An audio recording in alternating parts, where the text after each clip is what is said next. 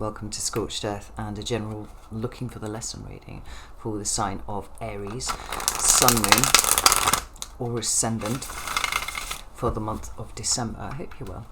I'm using the Tarot of the Abyss for you today. Before we go any further, I just wanted to let you know that I have completed the 6-month overviews for each of the signs running from January to June 2023. If you are interested in checking those out, they are at the first link in the description box. They're pretty lengthy. They're running to between 3 and 4 hours, depending on which sign you're looking at. So well worth the money, I think. They're very thorough. And the second link in the description box is to my private community over on Circle, the Order of the Phoenix. So if you're interested in having access for all of the extended content for no extra cost, and hooking up with some like-minded people at the same time, that might be for you. So, with all of that out of the way, let's get on with these. Now, if you haven't seen these readings before, I did do them solidly for about 2 years, every month, and then I mothballed them back in the summer to give myself a little bit more time for myself. But I decided to bring them back as a Christmas present to you all. I don't know if they will return in January, but they're certainly here for now, at least. And the best way to describe them is as an exercise in perspective. What we are doing here is taking a step back from the energy that you're in at the moment and trying to work out why it is that you are there in the first place. I believe there is wisdom or a lesson contained in every experience and interaction that we have, if only we can see it. And too often we get bogged down with drama or drudgery or any of the other things that can sometimes categorize our 3D existence, and we lose sight of where it is that we are going. And sometimes that shit can be really, really hard. And I found in my personal practice that this has helped me reframe what I'm experiencing when I can see what the point of me being in it in the first place is. Now, it's not easy, but it's very worthwhile. So to that end, what we're going to do is we're going to pull 3 cards for your current energy, like an energetic snapshot, see where you are. And then from there, we're going to take 3 cards and see why you are in that energy in the first place. You know, if you can lift your eyes up and see where you're going, it makes it a little easier to walk through. So that's what we're going to do, and we'll close out with 3 cards of advice. I hope that that makes sense. I'm sure if it doesn't, it will by the time I'm finished, so bear with me. And let's get 3 cards to see where you are right now. So we have 1, 2, 3 and 4 apparently. So we have the 10 of Pentacles, we have the High Priestess, we have the 5 of Wands, and we have the Wheel of Fortune together. And this is quite interesting because although the 10 of Pentacles, let me flip that around so that you can see, although the 10 of Pentacles is a card that is associated with stability and security, I feel like its meaning at this point is exactly the opposite. It could be that this is the thing that you are focusing on, but it feels like the more that you're focusing on it, the less it seems to be there, right? It seems to be losing its substance somewhat. We have the 10 of Swords at the bottom of the deck, and the tension and the conflict between these 2 cards numbered 10, right? 2 of 3 cards numbered 10 on the table actually, is speaking to a reframing, I think, that's going on. Like, I heard race to the bottom here, and in some ways it feels like that's what your life is at the moment, right? It's just a cascading series of events that seem to be pushing you towards the 10 of Swords, where you are trying to cling to the 10 of Pentacles, everything that is solid and secure and stable in your life. And I feel like that is diminishing as time is going on. I'm not talking about your money or your home, although these 2 things could well be included in that. It's more about the external anchor points to which you have been trying rigidly to cling to for a little while. It's like they're becoming more amorphous. And the presence of the High Priestess here is really interesting. She talks about intuition and being a conduit between, you know, the universe, source, your higher self, whatever. It's about the information that comes directly into your head. But for me, she's a Pisces card, and whenever Pisces is in the mix, you know, there is a kind of there's a dreamlike surreality to existence, right, which conflicts highly with this Ten of Pentacles and everything that the Ten of Pentacles represents. It's like anchor points suddenly are less useful than they were before. You know, everything takes on this dreamlike haze, and particularly if everything is starting to go wrong, as it feels like to you, it feels like a dissolution of what has been, up until this point, your perspective on reality, right? This is the world, this is how it works. If I play the game, or if I look for ways to shortcut through the game, I know it well enough that I know that I can get somewhere with it, but it feels like that no longer applies to you. The High Priestess is muddying the waters. She's fogging everything up, and she's making everything much more obscure. Like I said, it's got this dreamlike state, this kind of surreality to what is going on. And at this point, I feel where you are is very, very clearly in a state of conflict with what it is that you are trying to be shown at this point. You know, whoever you think it is, or whatever that you think it is, that is trying to teach you something. There's a huge teaching moment here. 10, 10, 10. We've got a completion going on here. But what we also have is a refusal to accept that completion. I just want to pull a clarifier for this High Priestess for a second.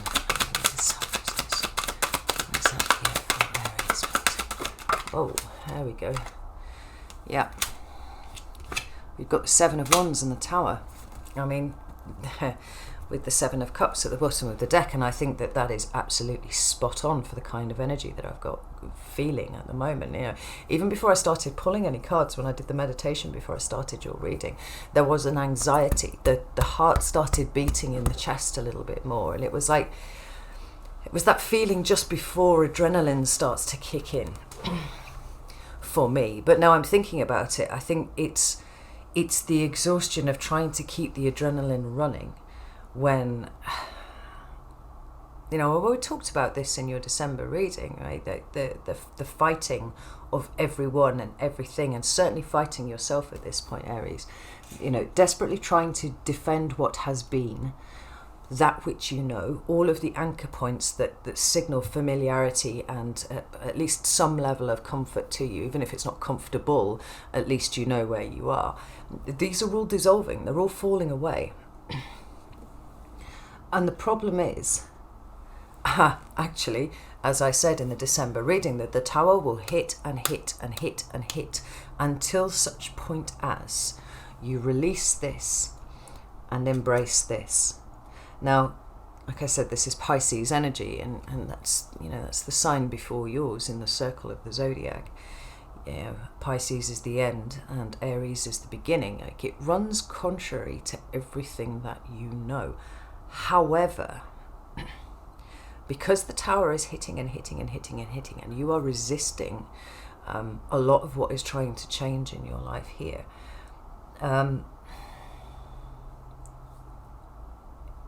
it comes to the point where you have to consider the possibility of doing something differently to the way that you've been doing it so far. Because the way that you've been doing it so far is, I feel, having you going around in circles. And it's this circle that keeps hitting the Tower and then coming back round, and then hitting the Tower and coming back round.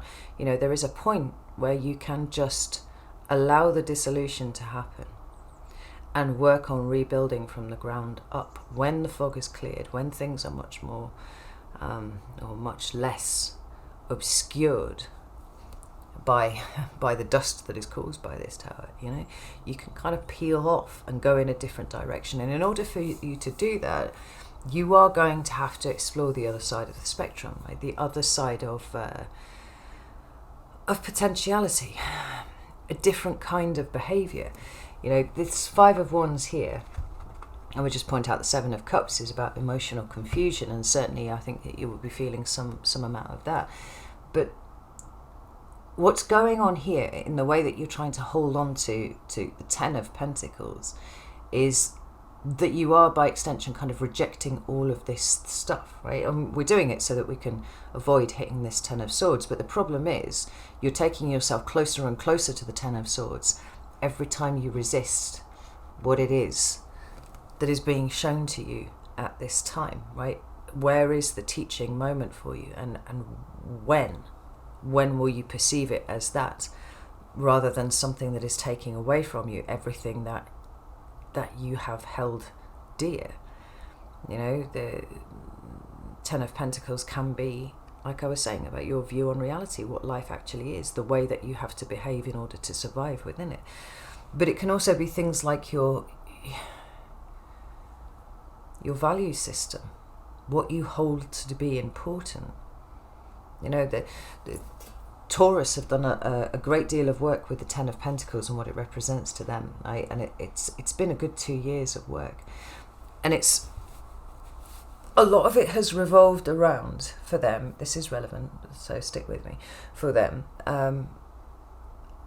acknowledging the fact that they control their environments in order to feel safe, right? Everything's got to be perfect, everything's got to be just so. They like to have a very clear, defined set of parameters to work within. And that's because when everything starts getting a little less predictable and when things become chaotic, they start to panic because they hadn't felt like they had the ability to be able to cope in that environment. Now, there's a similar sort of thing going on here with you, Aries, but ever so slightly different as well. There's a nuanced difference between the two of them.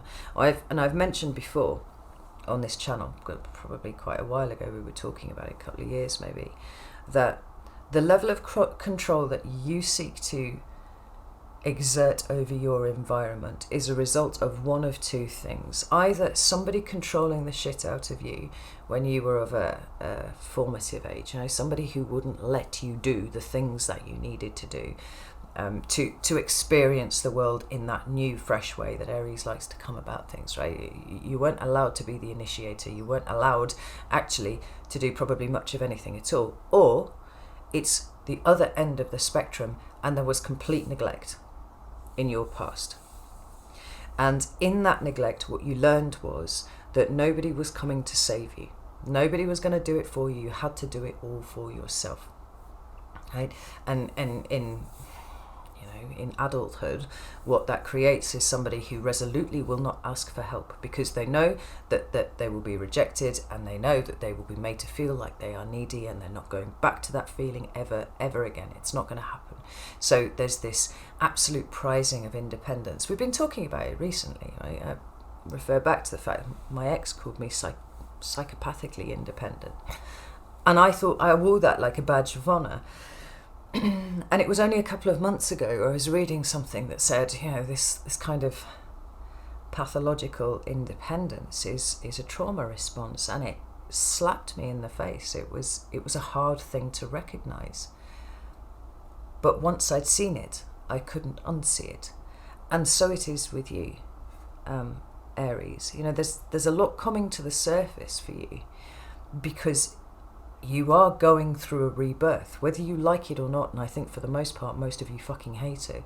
You are going through a rebirth, and some of that is requiring you to submit to what is going on. Well, most of it is, actually, because if you don't, the tower hits, the tower hits, and the tower hits until the point where it breaks you down enough that you just let go. I mean, I've talked about it before, about how that exact situation happened to me between 2017 and 2019. Like, I fought it for a couple of years, probably solidly for 18 months. And in the end, when everything was collapsing and everything was being taken away, even the very last things that I'd held on for myself, like my dreams for a career and all that kind of thing, everything had been taken, and it was cruel, and I fucking hated it, and I raged against God. And I was like, why the fuck has this happened to me? Like, all I've tried to do is the right thing, and yes, I've fucked up. I absolutely accept that I have fucked up at times, but I don't deserve this. And I kind of walked around in that resentful victim mindset for quite a long time. And like I said, every time the tower hit me, I tried to stop it and I tried to fight back.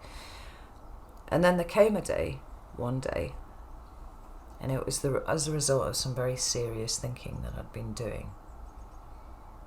And I realised that I was kind of in a corner, and that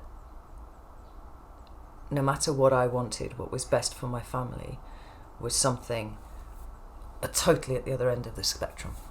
And I had to surrender what I had been guarding and holding on to. I've been like a fucking dragon with the gold on this one, yeah. I had to let it go. And do you know what? Things started improving within a week. I fucking hated it, and I still resented it, and I side-eyed it quite a lot. But over the course of the next couple of months, I had to accept that actually things were better. And I had to accept that clearly the plan, if there was one that was laid out for me, was not what I had planned. It was something different. Which meant that all of the external markers for success and things that we use no longer applied in my situation. I had to find new ones. I had to find a new state of stability. I had to find a new value system. I had to find a new way of valuing myself, actually, which was fucking traumatic in and of itself. Like that was a lot of hard work. This feels to me like exactly where you are at the moment, and it is pulling down every single aspect of who you are, what you value, what you hold on to, so that you can, like I said, in this phoenix moment, be reborn. Because as strong as you are, and as fiery as you are, Aries, you're not as strong as the tower. And all you are doing is exhausting yourself. And that's the point that I got to. It was pure exhaustion. I can't fight for this anymore. The best thing for my family is to do something else. And so I'm going to do that. But I just gave up. Now, giving up isn't really a phrase that's in the mind of most fire signs, I have to say. It runs contrary to everything that we stand for. And yet, sometimes we have to capitulate to a higher level of knowledge that seems to be exercising its influence over our lives. And this is where you are, you know? So let's have a look and see why you are in this energy in the first place. We have the Knight of Wands. Interesting. We have the Ace of Swords with the Moon. Ooh, that is deep. Holy shit. And we have the Five of Cups. This is so important, right? And it's challenging. I'm not gonna lie about that. This is super challenging, Aries. But if we just skip straight to the Shadow card here, the purpose of this is to put you back onto a winning path. Like, where you are right now is a cul-de-sac, and you are going around in circles over and over again. There's no way out of this other than, it seems, dissolution of the self and everything that you understand about yourself, about reality, and all sorts of things, right? The Tower, I should really, really push this point strongly. The Tower is a redirection. The Tower is not a punishment. The Tower is not some sort of karmic retribution that's coming back on your, visiting on your face because you fucked up something at some point in the past. The Tower doesn't care about your ego either. It doesn't care whether you were trying to do the right thing, or whether you genuinely thought you were correct, or this was the right thing to do, or it doesn't give a shit. It knows better than you, and it says, Aries, this is not the way to go. Go this way. And if you ignore that entreaty to go this way, and this way, go this way, go this way, the Tower comes harder and harder and harder each time, until you get to a point where you cannot go any other way than the way that the Tower has shown you. Now, in terms of what you are being shown here at this time, what the purpose of this energy is for you, is dualfold. First, it is trying to get you to be here, be present, be in the here and now, right now, in a way that you currently are not. And you might say, well, of course I'm in the here and now, you know, I'm doing stuff, I'm trying to fix my situation, and this kind of thing. And it's like, no, actually what you're doing, Aries, is trying to mitigate the tower. You're trying to bargain with the tower. You're trying to undercut the tower. You're trying to undermine the tower, perhaps even. What you're not doing is respecting the energy of the tower as it is coming into your life, which means that you are not present. You are not judging things on the here and now. What you are actually doing is reacting from a place of grief, a place of loss, a place of extreme personal pain. Now, this Ace of Swords and the Moon card in the center is very, very telling, because it is asking you to see the truth of your deep and hidden psychology.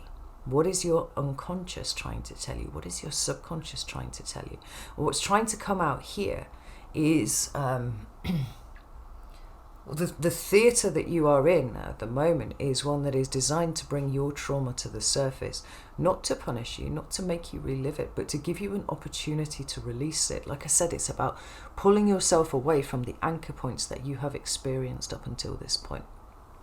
So what is the truth about your deep psyche? What is the truth about your pain? What is the truth about the isolation and the loneliness and maybe the resentment and the bitterness that you feel in the past? What is it that's stopping you from being in the present and making good decisions, good judgments? Because you are judging things on the basis of how they arrive to you, rather than through the lens of the trauma that you're carrying around with you and will not in any way acknowledge, you know? Now, what I absolutely don't want to give you the impression of here is that you are a victim, Aries, because you are not. You know, I just think the stages of shadow work are actually multifold. It doesn't just stop at, well, I was a kid and these people treated me in a way that was, you know, incompatible with my sunshine, and so I became withdrawn, or I became hyper independent, hyper vigilant, hyper sensitive to criticism, or any of these things, right? Yeah, that's an aspect of it for sure, but you are not 6 years old anymore, Aries. Now it's about taking responsibility for not perpetuating a cycle that was pushed onto you. It is about getting radically honest with yourself about how you are living and what it is that you're trying to mask. You know, one of the things that, and I have to say this is more common in Aries men than Aries women, one of the things that I've noticed is that there's a desperate need to be right. There's a desperate need to be in charge. There's a desperate need to be first. And sometimes, and I don't know if this is just a Leo thing, sometimes I'm quite happy for that to happen, right? Misconception about Leo is that they have to be in charge all the time. They don't. They need to be in charge until such time as they see, they're quite happy to let someone else be in charge until such time as they see that the person who is leading isn't capable of leading. Now, what I'm getting at here, Aries, is how much are you being a cardboard leader? And I say this with all the love in the world. If I came up and pushed you in the right place, would there be substance there? Would there be the power of pure conviction? Or would there be hypersensitivity to criticism? Would there be a need to be right because your ego says that you have to be right? Is there a need to be first and in charge because your ego says you need to be first and in charge? Because if you're not a valid human being.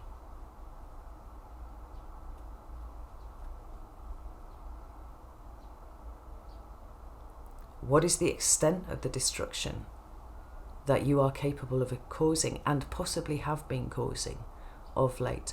Because you will not acknowledge your pain and your responsibility coming from that pain to heal it, to work with it, to understand it. There's no judgment from me at all here, Aries, because I have lived through exactly that. I have been this person here that I am describing to you. But I think it's fair to say that I am not that person anymore, and I am not that person because of exactly what I've been talking about here, about the need to submit to a higher wisdom than yours, because of a time that is spent in looking for what is trying to be shown to me. Because ultimately I think that the significant force, whatever that might be, whatever name you want to give that, is loving. But for some reason, the only lessons that seem to really, really stick with most humans are the ones that cause them terrible pain. Now, I think that there's an opportunity for an incredible ascension, evolution, call it what you will, when there is considerable pain that requires processing, requires transmuting, requires releasing. And I think the people that are most injured are those who, when they do their work, have the most to offer to the collective as a whole. But until this Five of Cups gets a proper look in, until you are really, really down with your dark self and everything that it contains. And I'm not just talking about putting your hands up and going, yeah, well, I made some mistakes, whatever. I'm talking about getting really deep, really honest, really taking responsibility, checking yourself every time you open your mouth, checking yourself every time you have a reaction to something. I don't think that you're going to get to a place where you can start truly creating the kind of life that you want, because you've been in a reactive mode for such a long time. It's trauma, Aries. It's all trauma. You weren't responsible for receiving the trauma, but you are responsible for how you deal with it as an adult.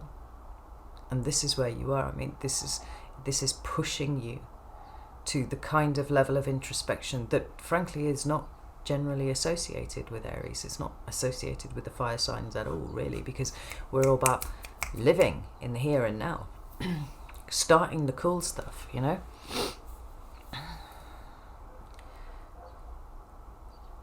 But you're actually being given a gift here of evolution. And fighting it is just making it harder and harder and harder. And the tower's going to get its way in the end. So better to voluntarily embrace the tower. Release what has been important. Release what has been stable. And see what is left. Right? Because I think the process that you're being called to undergo here is one of a personal rebuilding. How much of your personality, how much of your character at this point is made up by the trauma that you have experienced during your life? How much control do you actually have over that? Do you lash out? Are you quick to temper? Most Aries are. You have an incredible power that it seems to me is being misused at this point. And if you can make friends with your shadow, if you can bring all of these things to the light, to be treated, to be healed, to be released, then what you do is essentially power yourself up, right? You're leaping levels in terms of what kind of life you can produce for yourself. Because none of the energy is getting wasted. I hope that this makes sense. I mean, this Six of Wands is really telling at the bottom of the deck.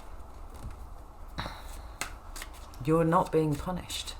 You are being redirected to something that is so much better for you. Why are you fighting it? There's some cards of advice, please, for Aries. Huge. Ace of Cups. Yeah.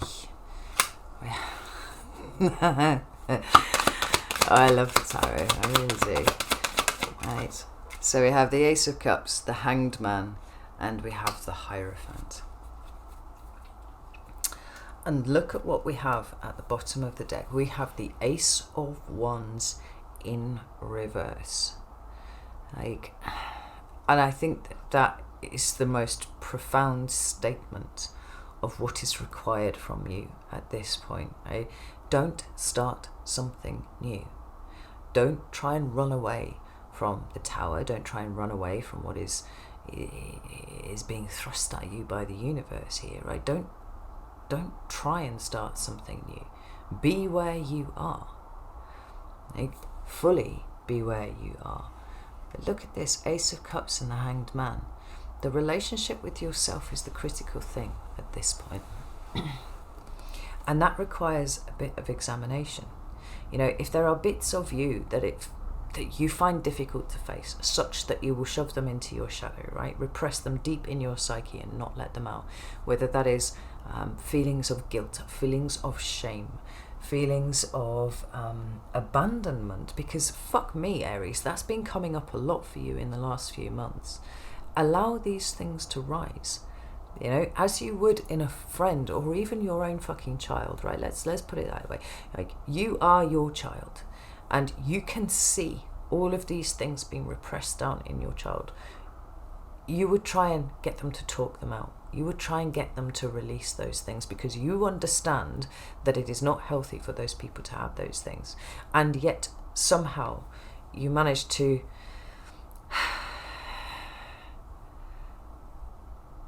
juggle this with yourself, right? And justify it in yourself in a way that you wouldn't try and justify it in a child or in a friend or anything like that, right? It's also about opening your heart right up. I think Aries has a true terror of being hurt. I think that it really, really pains you. It pains everyone, right? But I think that you have structured an awful lot of your character around prevention of pain.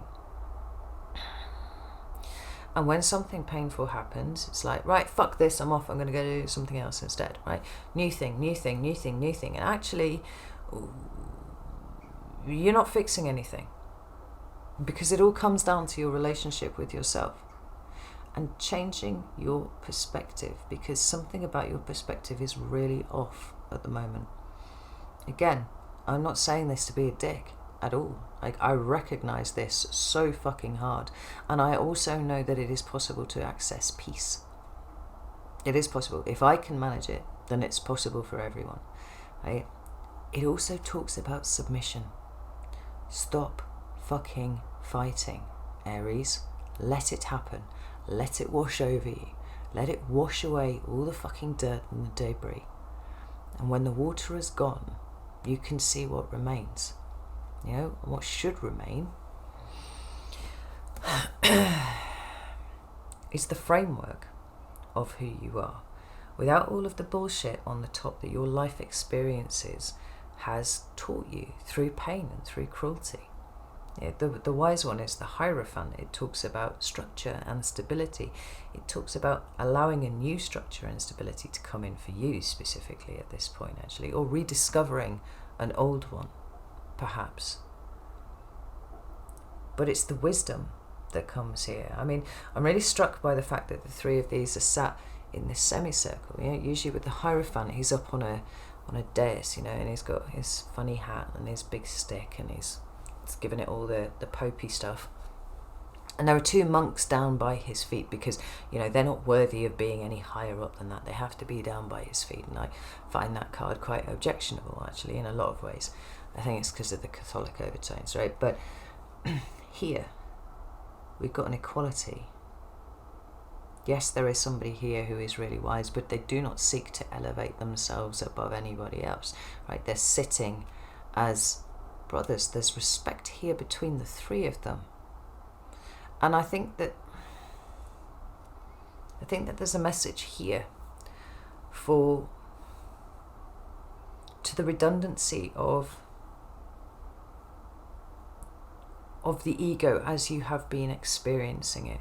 up until this point, right? The ego is trying to protect you. It's trying to keep you safe. And right, for some of you, that may involve being right all the time, or being first all the time, or being in the lead in some way all the time. And the truth is that you're no more important than anybody else. Aries, I'm sorry, but that's the case. But it also follows that you're no less important than anyone else. And I think when you really dig down into the deep, dark places in you, I think what you'll find is a childlike fear of the fact that you are not as important as you hoped that you would be, that you don't feel as important as you should be. And that's why it's been this massive overcompensation. No more important than anyone else, but certainly no less important, Aries. And there's a place for you to sit with others where you can be a teacher and you can be a student. There are things that you can learn from other people, and there are things that you can teach to other people, but it's got to be in this really beautiful, equal level circle, you know? There's a lot here. There's an awful lot here. But there's the possibility of very, very swift leaping up levels here for you, right? There's a series of lessons that are all arriving at once at your door. And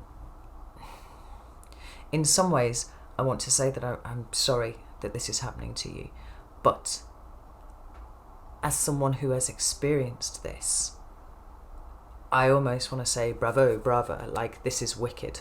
Like, because where you go from here, at the point where you actually submit to this, is magnificent. It gives you something that you have never experienced in your life before. And that is peace. That is a comfort in being in your own skin. That is not needing to overdo anything to prove your validity, to prove your worth. You can just be. And how could I be sad about the fact that you're being given the opportunity to experience that? I can't. But you have my sympathy for how challenging it is now, because I get that too. But you are strong and you can get through this. You just need to try and do things differently, right? We've got more of the Pisces going on here in terms of what your next steps should be. Allow the dissolution, allow the change of perspective. Stop fighting. Because in your life you fought everything all of the time. And for 2 years solidly, it's probably fucking more, because I remember saying this around the Mars retrograde in 2020. And you were already tired throughout 2020 from that. So we're coming up 3 years, Aries, where you have been fucking exhausted. Now, is this because the world keeps throwing things at you unfairly? No, it's because you keep fighting the change. Stop fighting. Give yourself a chance to rest. Give yourself a chance to rebuild. And what lies on the other side of this is going to be glorious for you. Right. Totally fucked my own rule of being really quick on these readings. But I think that it was important. And in fact, the YouTube and the Vimeo for you for December, I think, ran to almost 2.5 hours. So I think that it's necessary. But I shall leave it there. Know that I love you all very, very much. And I wish you the best. Take care, and I'll see you soon.